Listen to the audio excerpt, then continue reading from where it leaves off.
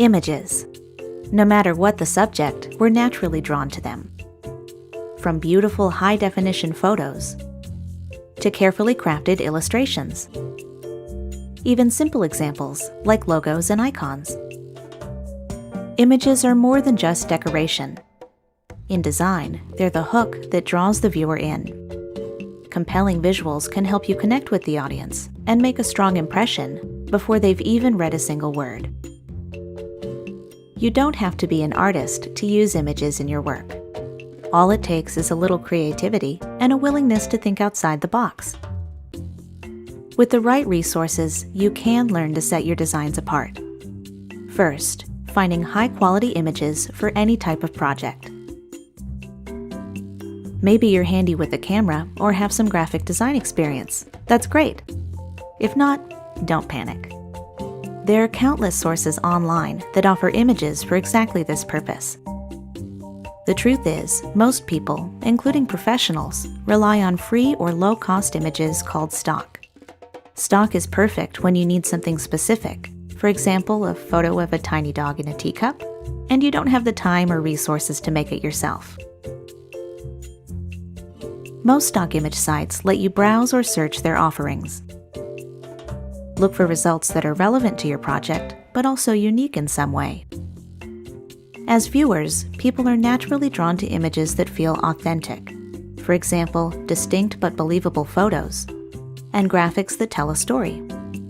The best images are somewhat open-ended. They set the tone for your project, but leave room for interpretation. Some stock images are just too generic to be effective. For instance, how many times have you seen a business presentation with something like this?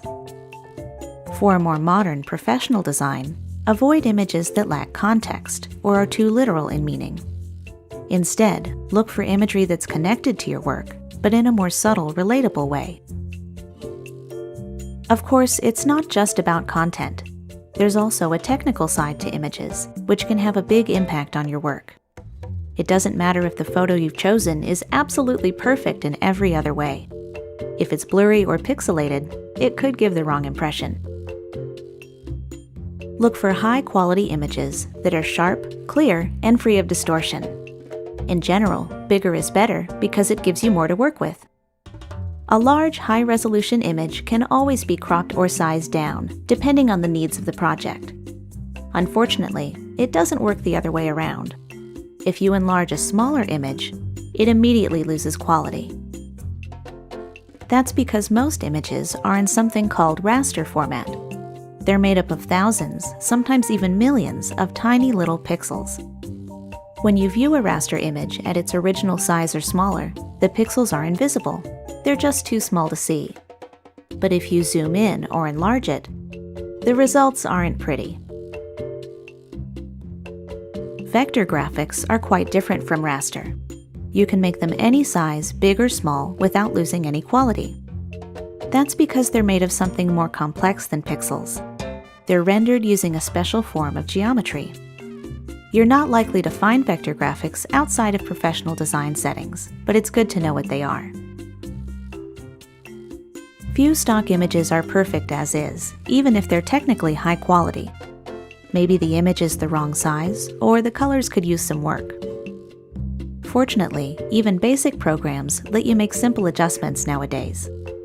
Look for these options the next time you need to fix or enhance an image. Cropping can be used to change the size, shape, or focus of an image, making it useful in many different situations.